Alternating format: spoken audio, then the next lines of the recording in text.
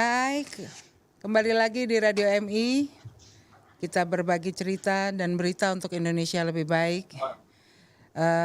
Segmen ini kami akan kedatangan seorang tamu ya, seorang psikolog yang sering banget diundang di mana-mana. Dia juga pembicara dan namanya Mbak Evangeline Swaidi.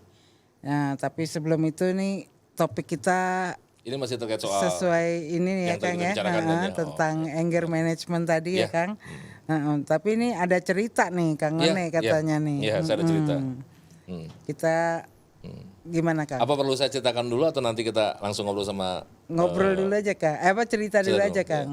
Sebenarnya begini, ini menarik ya soal masalah, karena ini terkait sama cabin fever ataupun sekarang terkait dengan emosi yang meledak-ledak itu.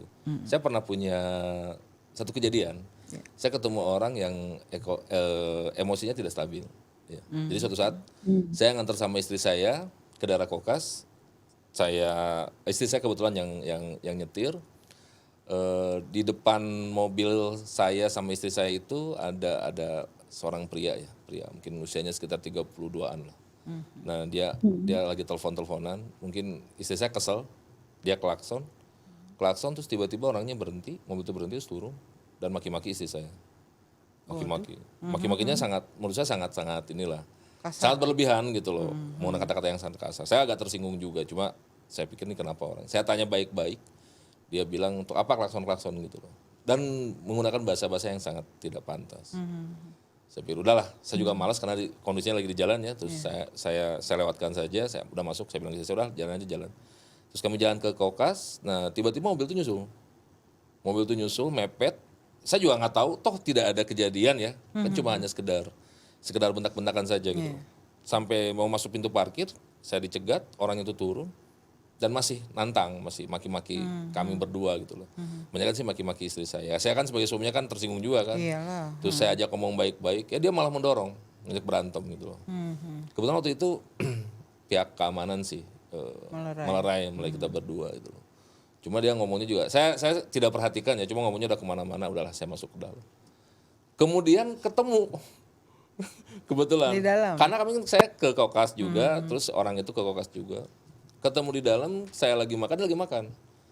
Awalnya cuma pandang-pandangan aja, dan saya kaget, dia kemudian bawa kursi, dia lari ke tempat saya, mau mukul, mau ini. Kaget saya juga kan. Dan kebetulan saya sama anak saya sama ini. Tadinya mau saya layanin, cuma saya pikir di luar gitu kan. Cuma saya sempat didorong, sempat kena kursi itu karena dia kursinya dilempar ke saya loncat. Sempat rame di situ dan lagi-lagi dia maki-maki. Saya lihat nih orang ini kayaknya agak ada masalah ya karena emosinya tidak terkontrol gitu. Nah, setelah itu ya dilerai terus kami akhirnya dibawa ke sebuah ruangan sama beberapa petugas keamanan, diajak ngobrol. Belakangan saya baru tahu bahwa orang tersebut punya masalah dengan emosi. Karena orang tuanya datang. Orang tuanya salah seorang pejabat tertinggi lah di Indonesia. Mohon maaf saya tidak mau sebutkan namanya ya. Dia cerita bahwa anaknya punya masalah emosi.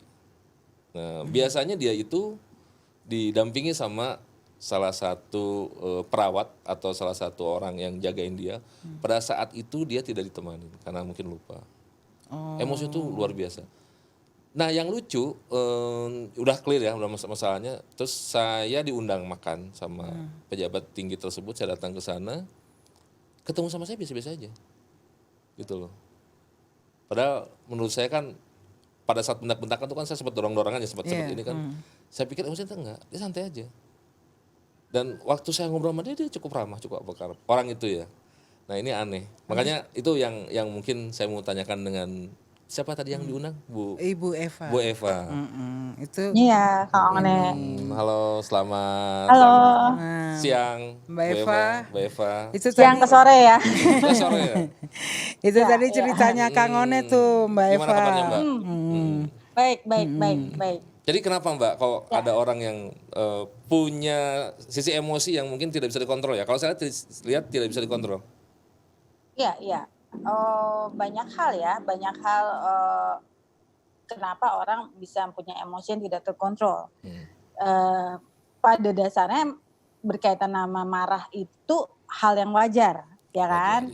Nah, membedakannya adalah pada kasus ini marahnya nggak terkendali. Betul, betul. Marahnya tidak terkendali. Nah, malahnya nggak terkendali. Nah,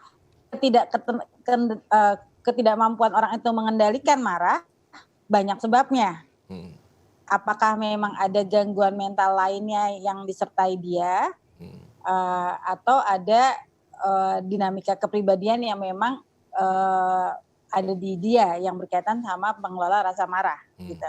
Jadi agak kalau ditanya kenapanya itu agak susah karena kita mesti ngelihat case to case ya, kasus per kasusnya setiap orang individu itu berbeda. Tapi bahwa kita memahami ada marah yang tidak terkendali dan marah yang seperti apa yang bisa kita bantu atau kita tolong, nah itu yang membedakannya. Tapi itu sebenarnya bukan karakter ya Mbak ya. Nggak, karena begini Mbak. Saya juga berapa kali bertemu sama orang yang punya karakter pemarah ya. Ada beberapa orang punya karakter pemarah yang emosinya meluap-luap. Tapi ya seperti yang kejadian tadi saya alami, saya betul-betul ketemu sama orang yang menurut saya pertama kali bertemu sama orang yang betul-betul tidak bisa mengontrol emosinya. Gitu loh. Pokoknya lihat muka saya itu sebel banget gitu Mbak. Karena kebetulan kan pertemuan 1, 2, 3 kali pertemuan itu kan lihat muka saya sebel banget gitu. Padahal kita kan cuma hanya sekedar mungkin hanya bentak-bentakan atau apa. Kan sesuatu yang menurut saya di Jakarta ini biasa. Tapi kalau melihat kondisi seperti itu orang ini sepertinya tidak bisa mengontrol emosinya. Bukan karakter Ya, kalau itu Mbak. betul. Betul, karena ciri-ciri yang tadi adalah yang paling dominan adalah keterpakuan dia terhadap situasi yang membuat dia marah. Itu yang membedakan. Situasi berarti ya, situasi yang Ya, membuat dia marah. keterpakuannya. Jadi di kita ada orang marah, terus sesimpel itu terus kita ya udahlah gitu ya. Tapi kan tadi ada kejadian 1, 2, kejadian di Beruntun. jalan, kejadian di depan pintu masuk, kemudian masuk ketemu di restoran. Itu kan sebetulnya ada jangka waktu yang cukup lama. Tapi orang ini Mendem bisa gitu Mbak ya, mendem. Meledak gitu. terpaku. Oh, terpaku. Kalau mendem nggak gitu, terpaku. Jadi dia terus aja ngerasa marah, ngerasa belum puas gitu loh ya. Pada saat emosinya keluar ya Mbak semua itu. Ya, pada saat emosinya itu keluar, pada saat rasa marahnya itu muncul gitu. Jadi gitu ya. kemarahan itu kan adalah respon emosional terhadap ancaman dan dia dirasakan sebagai provokasi yang nyata atau dibayangkan. Nah, pada kasusnya Kang One, dia kan emang lihat secara nyata bahwa aku diancam nih dengan diklakson. Nah, dengan diklakson bikin dia merasa terus-menerus orang sebetulnya apa sih sama saya. Nah, di kepala dia itu keterpakuan terus yang dia tidak bisa hentikan. Makanya bahasanya adalah tidak terkendalikan. Karena apa? Karena pikiran itu muncul terus. Jadi seperti sebuah film yang tidak bisa dia kontrol. Nah, untuk bisa mengontrolnya banyak cara tuh. Ada yang berkaitan sama medis, ada yang sampai kepada cukup dengan teknik-teknik psikologi yang lainnya. Sorry, kalau begitu ini penyakit bukan? Tidak bisa disebut penyakit. Oh, tidak bisa disebut penyakit. Tapi dia menyertai sebuah gangguan mental lainnya. Karena gini Mbak, ada kalimat orang tuanya ya pada saat kami bertemu karena orang tuanya kan datang menjemput. Ada cerita biasanya anak saya ini didampingi sama perawat gitu. Dan pengertian saya perawat pasti dia bawa obat-obatan atau apa ya. Cuma kondisinya sekarang perawatnya dia sendiri lepas dari perawat sehingga dia tidak bisa diawasi gitu loh Mbak. Ya betul. Jadi yang disebut dengan jadi gini, marahnya sendiri itu tidak disebut dengan penyakit, marahnya. Oke, marahnya. Marahnya tidak disebut dengan emosi, tetapi dia bisa menyertai gangguan emosi yang lain. Jadi disebut adalah biasanya kalau di definisi gangguan kejiwaan tuh berkaitan sama apa? Gangguan berkaitan sama emosi atau gangguan gangguan suasana hati. Nah, seperti itu. Atau misalnya berkaitan dengan gangguan mental yang lain, apakah itu depresi, apakah itu berkaitan sama psikotik dan seterusnya. Itu kalau pada saat kondisi seperti itu butuh obat kah atau hanya sekedar mungkin ya kalau itu kejadian menimpa saya misalnya, saya mengalami hal seperti itu, apakah saya butuh obat atau hanya sekedar untuk menenangkan diri saja atau seperti apa Mbak kira-kira Mbak? tergantung berkaitan sama intensitasnya dan keparahan dari kemarahan itu sendiri. Oke. Mbak, ukurannya gimana Jadi sih Mbak? Kalau bisa Mbak bilang tadi. ukurannya, Heeh. ukurannya Gimana sih itu kemarahan itu bisa diukur dengan apa sih Mbak kalau diukur? ya marah itu bisa dianggap jadi gini, marah itu nggak selalu semuanya buruk ya. Ya, Marah itu nggak selalu buruk. ya.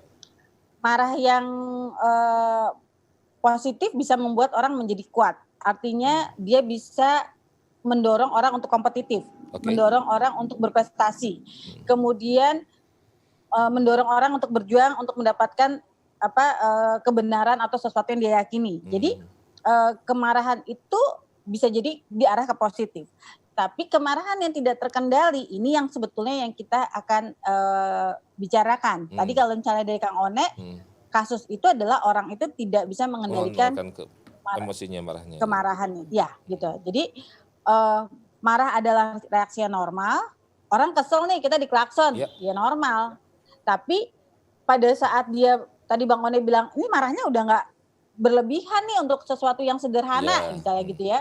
Nah, itu disebut tidak terkendali. Nah, apa namanya cirinya adalah pada saat kita melihat dia marah itu berbeda dengan orang lain. Orang dengan reaksi cuman diklakson sekali, sebetulnya orang punya rasa marah, tapi tidak sebesar itu, gitu ya.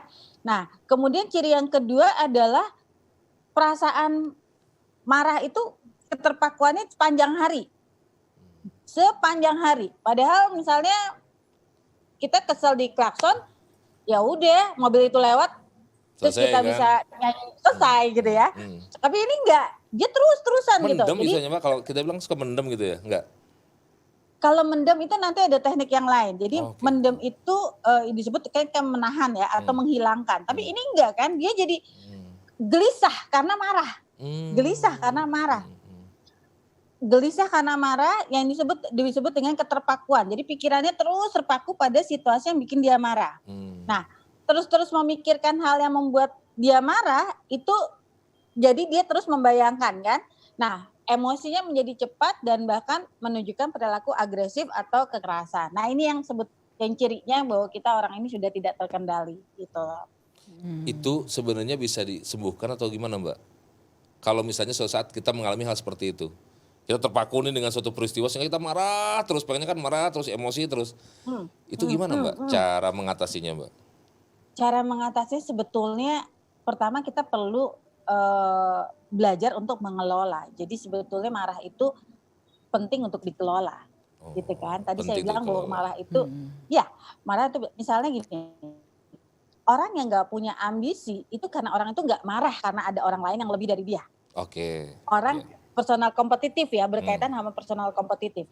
Jadi marah itu bisa jadi hal yang positif kalau kita bisa mengelolanya. Betul. Gitu.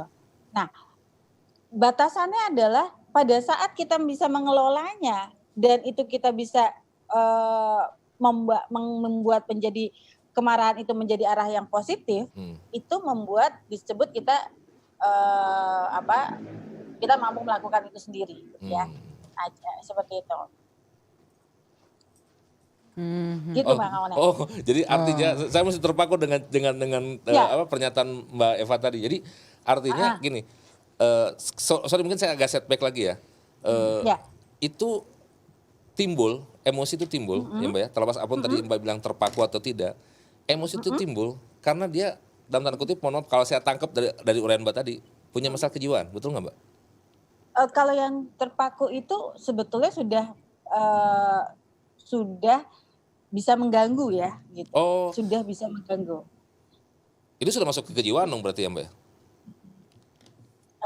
Untuk batasan kejiwaan itu kita kalau di bidang kesehatan tuh masih panjang Bang One. Jadi kita harus hati-hati untuk memaksakan bahwa orang yang punya marah itu gangguan kejiwaan. Nah, kita nggak boleh melabel begitu karena memang tidak masuk dalam kategori itu. Tapi bahwa marah itu disertai oleh situasi apapun, apakah itu gangguan kejiwaan, apakah gangguan kesehatan. Orang gangguan kesehatan juga bisa marah-marah kan gitu ya.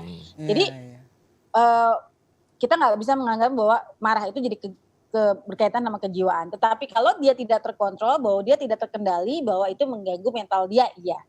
Nah, Oh. persoalannya marah ini karena dianggap kadang-kadang seakan normal Iya. gitu ya. Karena susah dideteksi emang bahwa apakah ini emang butuh bantuan atau tidak. Susah dideteksi. Contoh misalnya gini, kenapa susah dideteksi? Karena tidak bisa didefinisikan. Jadi sebetulnya marah yang tidak stabil seperti apa gitu. Iya, Atau iya. marah yang tidak terkendali itu seperti Seperti apa. apa gitu. Karena apa? Karena kemarahan itu bisa sifatnya disfungsional. Disfungsional itu apa? Kita marah Ya. sama anak, meledak, nggak mau sholat atau nggak mau ibadah, terus kita marah, wajar dong nggak mau ibadah, Wajar, misalnya ya. gitu kan. Nah, dan itu kita lihat efektif. Nah, disfungsional anak jadi nurut sama kita, misalnya Iya, gitu ya. iya. Tapi itu sifatnya jangka pendek. Saat itu berhasil gitu. Jangka panjangnya adalah efek konsekuensinya negatifnya apa? Nggak harmonis sama anak ke depannya. Jadi disfungsional inilah sebetulnya kemarahan yang kita pakai, berhasil kok. Gue emang gaya marah gue kayak gini gitu kan. Gue gaya marah gue kayak gini dan nggak apa-apa tuh, orang nerima aja, orang udah tahu gue marah kayak gini. Nah gitu. Itu jangka pendek. Karena kita ngelihatnya berhasil, atau kita jadi atasan terus kita marah-marah gitu ya. Kalau di dunia TV kita kadang-kadang kan mau meledak gitu ya, marah-marah gitu ya. Sering lah Mbak, sering Mbak. Sering. Tapi ada batasan Mbak, kan ada batasan pada saat marah, ada batasan selesai kan. Kalau udah besoknya udah lupa lagi. Ada gitu batasan, kan. ada batas. Nah itu disebut disfungsional. Disfungsional, oke. Bisa jadi kemarahan itu kelihatan bisa mengarahkan, bisa jadi tujuan kita tercapai lah, tapi jangka pendek gitu. Jangka panjangnya lu nggak tahu aja apa yang orang lain rasakan terhadap diri kita, Ya. atau relasi kita ke depan sama orang itu mungkin jadi kurang saat enak ini lah Mbak ya. Ya tidak harmonis dan seterusnya. Jadi itu mengapa kemarahan sulit untuk diprediksi atau didefinisikan apakah itu sudah tidak terkendali atau bagaimana. Nah itu susahnya di situ. Susah Mbak ya. Oke. Susah di situ. Mbak Eva, apa? Ini kalau kita kalau kita ngobrol-ngobrol nih dalam keterkaitannya dengan kondisi kita sekarang ini Mbak Eva, ya kan? Kita sekarang sedang ada kegelisahan yang lumayan cukup ini ya. Besar ini kan akibat dari pandemi ini gitu kan, dari COVID-19 ini ya kan. Dengan berbagai macam work from home, terus PHK ya kan, terus masyarakat yang kebetulan bergerak di bidang sektor-sektor informal yang nggak bisa bekerja, pekerjaan semua terbengkalai gitu kan. Ini kan mungkin keterkaitannya itu dengan emosi atau kemarahan-kemarahan yang dari kesulitan hidup ini ya Mbak ya. Itu aku pernah dengar sih soal anger management ini ya.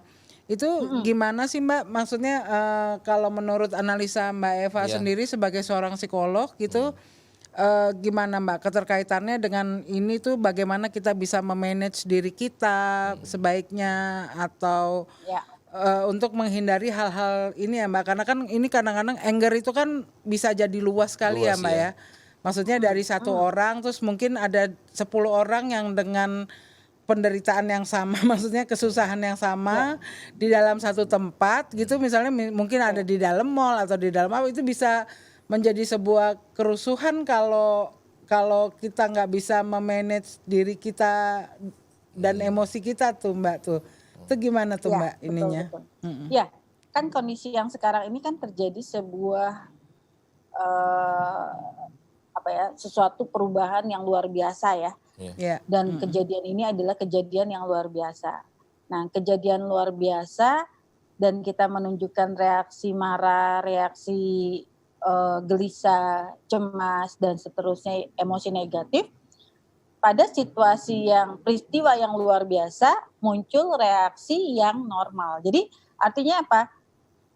Mungkin kalau misalnya kita dalam kondisi biasa-biasa saja, tidak ada kondisi di rumah aja dengan pandemik ini, mungkin kalau kita jadi mudah marah-marah itu jadi bisa dikatakan bahwa kok gejalanya emosi negatif muncul padahal nggak ada masalah apa-apa. Tapi kalau udah saat sekarang dengan peristiwa yang luar biasa atau kondisi yang menekan kita secara luar biasa ini, dan kita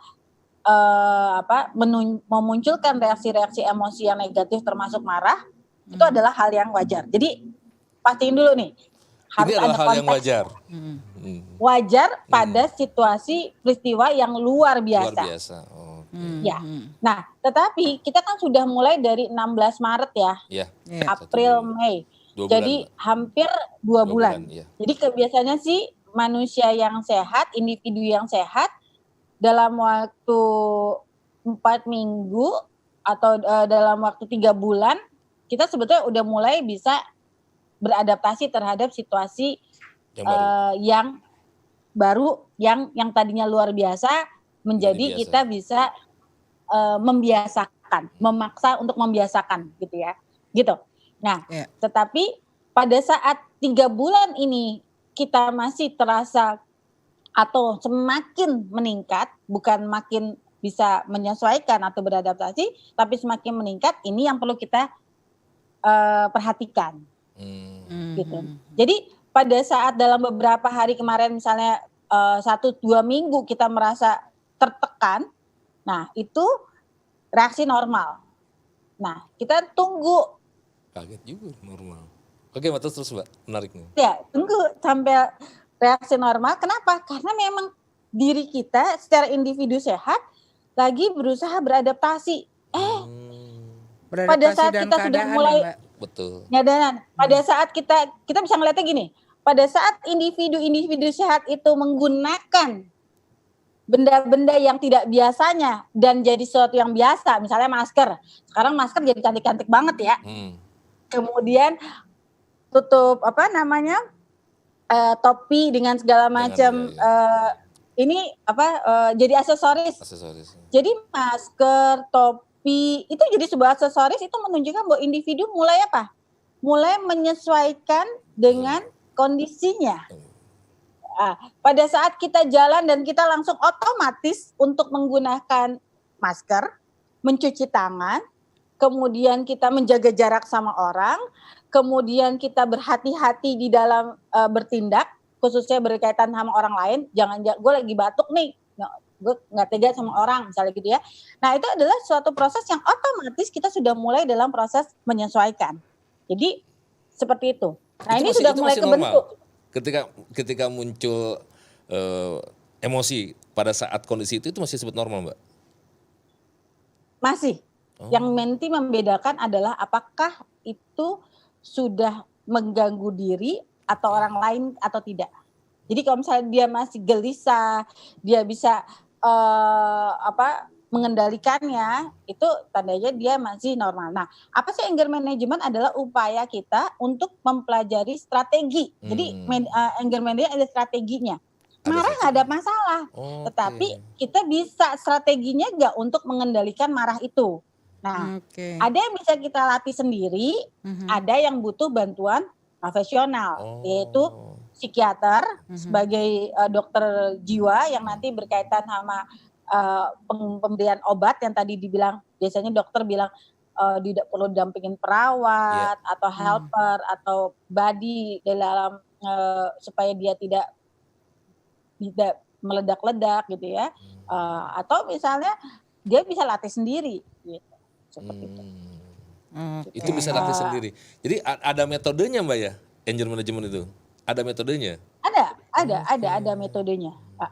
Sederhana ya. Tadi Mbak bilang itu bisa dilakukan sendiri atau dibantu dengan perawat ataupun dokter ya. Psikolog. Nah, psikolog. Ya, Nah, cuma dalam bayangan saya psikolog.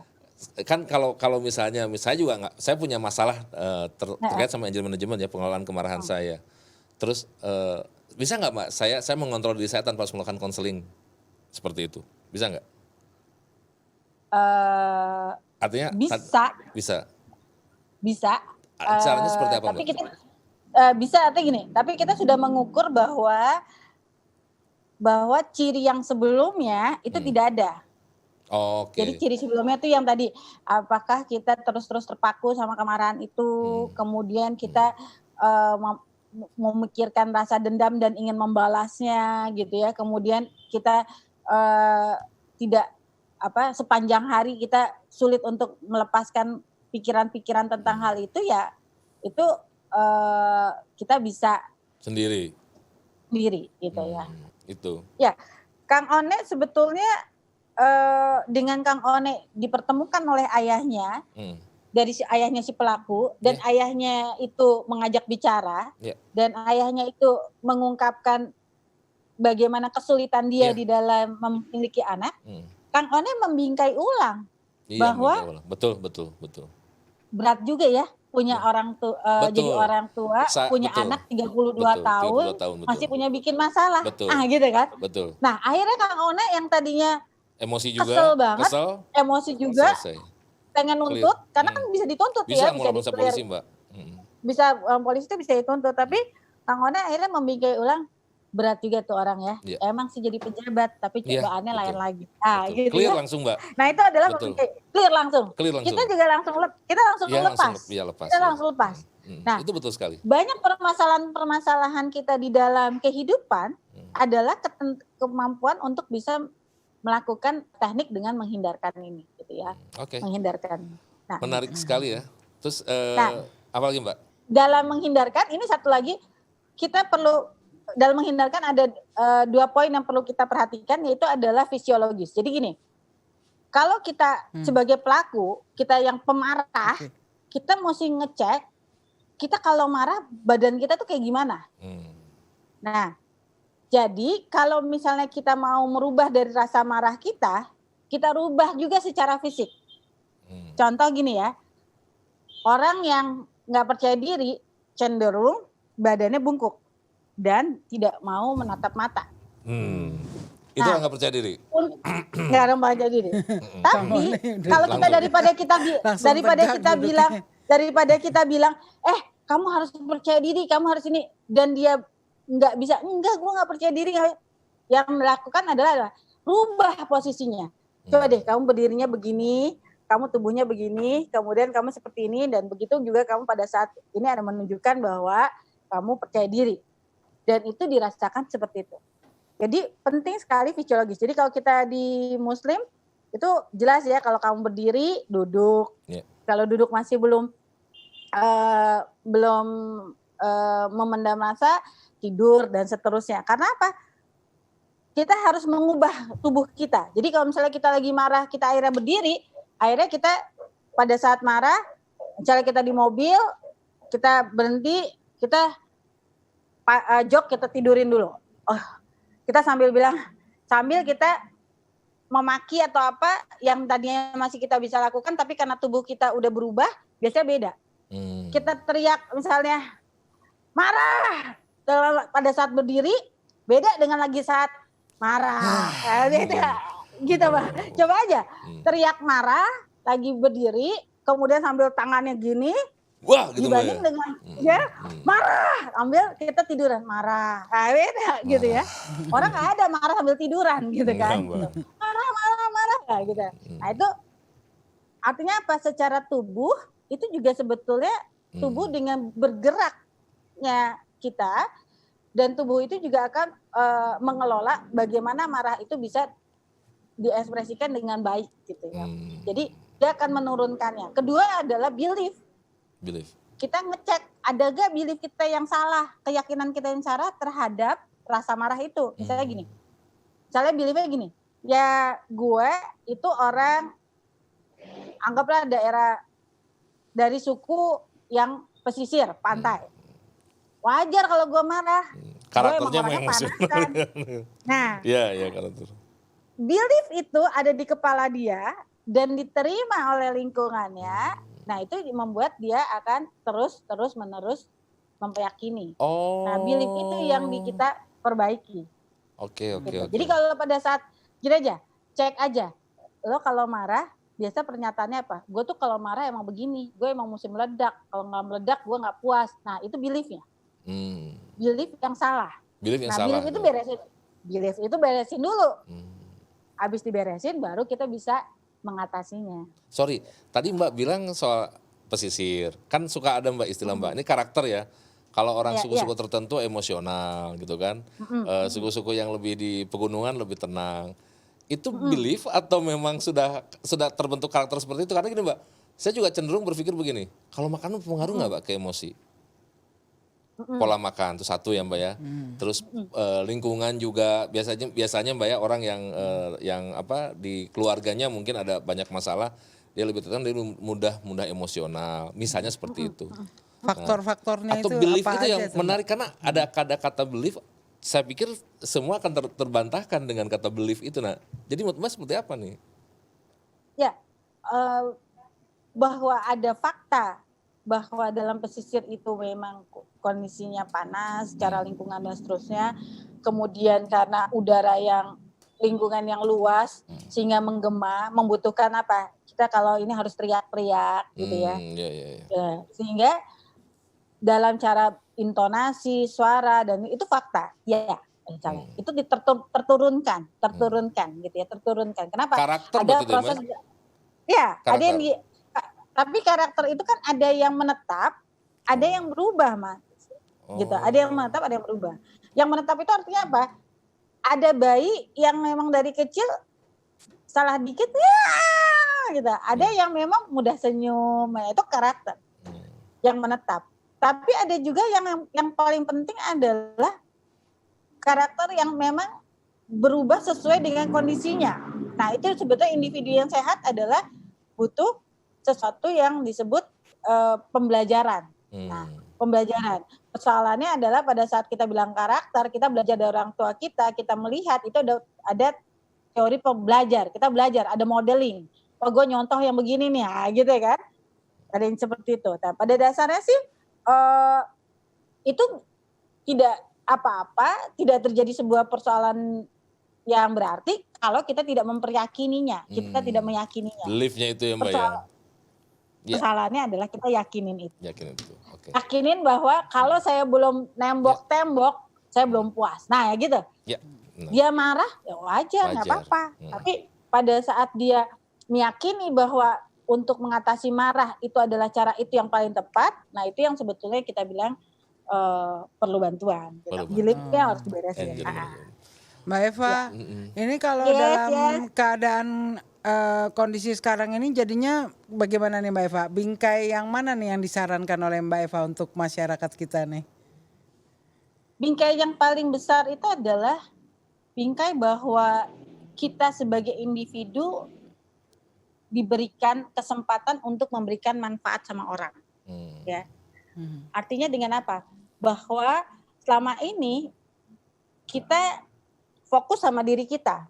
Tapi dengan adanya kondisi ini kita belajar untuk apa?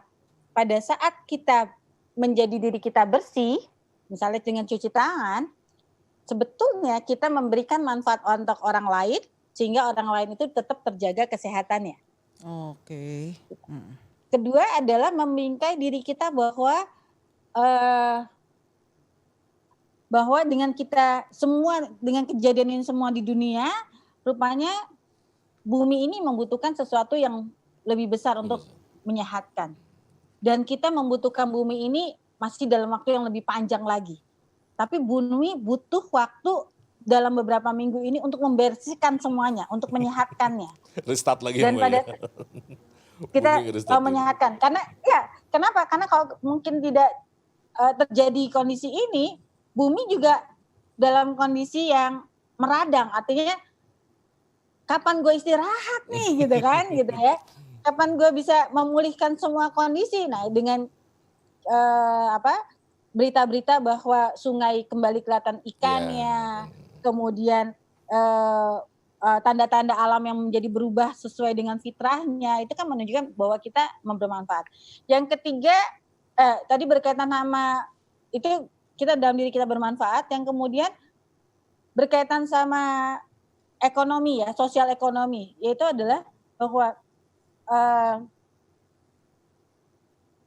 kita perlu waktu dengan kondisi ini, kita perlu mengembangkan diri kita yang lebih lagi. Jadi istilahnya gini, dengan adanya orang yang di PHK, jadi kemampuan individu yang tadinya mekanis, yaitu adalah kita individu itu bekerja dapat uang, gitu kan? Yeah. Nah, tapi kita diberikan titik lagi untuk kira-kira dengan kedepannya, dengan menggunakan segala sesuatu ini secara digital, kita dipaksa untuk menambah keterampilan kita yang bisa kita tingkatkan untuk kita mengembangkan diri kita kehidupan yang lebih baik. Kenapa?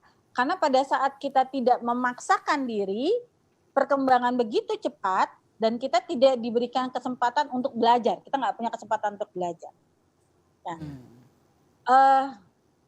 mungkin 5 tahun ada ide-ide tentang konseling lewat online. Kemudian 5 tahun ke belakang udah ada ide-ide itu. Tapi baru selesai sekarang ya Mbak ya? Tapi orang masih nyaman untuk tatap muka gitu ya. Tapi dengan kondisi ini orang belajar, oh ya bisa juga kok, oh bisa ini kok, seperti itu. Betul. Nah artinya kita reframing ulangnya apa? Oke, ada sesuatu yang berubah dalam kondisi kehidupan kita, apa yang perlu kita pelajari? Apa yang perlu kita kembangkan? Gitu. Saya melihat begitu banyak wirausaha dari rumah yang akhirnya bisa berhasil. Ya, akhirnya memaksakan diri, akhirnya dia bikin, ya udah deh saya bikin makanan atau apa dan terusnya bisa jadi. Atau yang bapak-bapak akhirnya dia memberikan service-service secara online dan itu bisa berjalan gitu ya misalnya. Dia punya kemampuan apa, atau misalnya saya lihat ada beberapa individu yang secara teknis tetapi akhirnya dia bikin YouTube channel dan akhirnya banyak yang datang gitu ya. Berhasil gitu ya. Artinya akhirnya ada apa? Bahwa selama ini keterampilan kita, walaupun kita pekerjaan kita teknis, keterampilan kita itu hanya buat kita dan untuk perusahaan itu. Tapi pada saat kita akhirnya membagi keterampilan itu, misalnya apa? Ya contoh-contoh yang paling ini misalnya teknik untuk membetulkan apa gitu ya. Rupanya akhirnya di itu ada gitu ya, cara-caranya dan orang misalnya gini, membersihkan AC lah gitu ya. Taunya bisa juga nih gitu. Taunya banyak yang datang dan seterusnya. Itu memberikan teknik itu nggak akan mengurangi kemampuan dia sebagai seorang teknisi AC, tetapi dia memberikan dia nilai plus terhadap diri dia sendiri. Karena apa? Karena ada orang yang melihat, karena orang ada yang membutuhkan dan seterusnya gitu ya. Jadi reframing yang paling penting adalah ini kondisi kita di rumah aja. Terus apa yang bisa kita optimalkan? Apa yang bisa kita kembangkan diri kita terhadap situasi yang terjadi ini? Jadi individu yang sehat adalah apa? Mampu belajar, beradaptasi terhadap situasi yang ada. Belajar gitu. Jadi kuncinya adalah belajar. Nah pada saat kita mengatakan, nah ini yang gue nih orangnya emang begini aja. Gue tuh emang kalau kerja begini, gue nggak bisa. Gue kerja mesti sama orang, gue mesti keluar rumah, jalan-jalan gitu ya. Atau menghasilkan uang itu memang menghasilkan uang itu harus keluar, nah gitu misalnya. Nah kita perlu memilah-milah lagi nih. Oh ya, yang mana nih? Jangan-jangan di kemampuan kita berkaitan sama bidang yang ini, yang harus kita keluar rumah, ini memang belum bisa dilakukan. Terus apa yang bisa kita lakukan pada saat ini? Dengan media-media yang ada, apa yang bisa kita lakukan? Nah itu kayak gitu-gitu yang sebetulnya kita bisa reframing ulang berkaitan dengan kondisi yang ada. Tapi yang paling penting adalah belajar untuk menghargai diri kita. Ya Allah, alhamdulillah, ya Tuhan, terima kasih mengizinkan kami untuk apa? Bermanfaat untuk orang lain. Bahwa apa yang kami lakukan itu adalah berdampak pada orang lain. Dan itu menjadi sesuatu yang harusnya bukan hanya sekedar berkaitan sama COVID saja, tapi banyak hal. Bahwa pada saat kita bertindak, pada saat kita berlaku, kita harus ambil jarak dulu, pastikan, dan kemudian kita bisa memastikan bahwa orang itu bisa menerima kita dan dalam kondisi yang tetap terjaga. Jadi penting sekali untuk di kepala kita untuk reframing, menjaga jarak, reframing, menjaga jarak dari kondisi yang sebenarnya. Oke. Cukup panjang dan terima kasih Mbak Eva ya. Saya cukup terbuka juga banyak hal. Tapi tadi benar loh Mbak Eva yang dibilang soal adaptasi. Ya bahwa berarti saya senang ini. Berarti saya belum perlu anger management.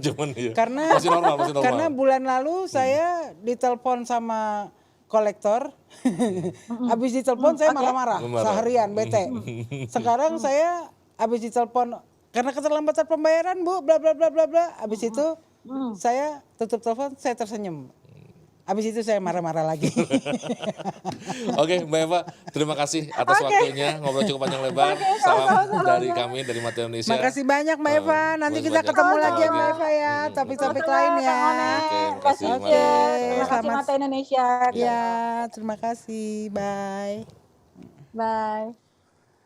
Ya, Mbak ya, Switche, cukup panjang ngobrol. Sementara kita dengar lagu-lagu dulu mungkin ya. Boleh kita ini dulu supaya ya, kita tenang jeda dulu, dulu jeda istirahat. dulu. Kita tadi lama juga Lama ngobrol ya, juga, Kang, ya. iya, iya. Banyak banget ini. Tapi cukup terbuka kalau saya soal emosi, artinya memang ya setiap orang berhak kok punya emosi.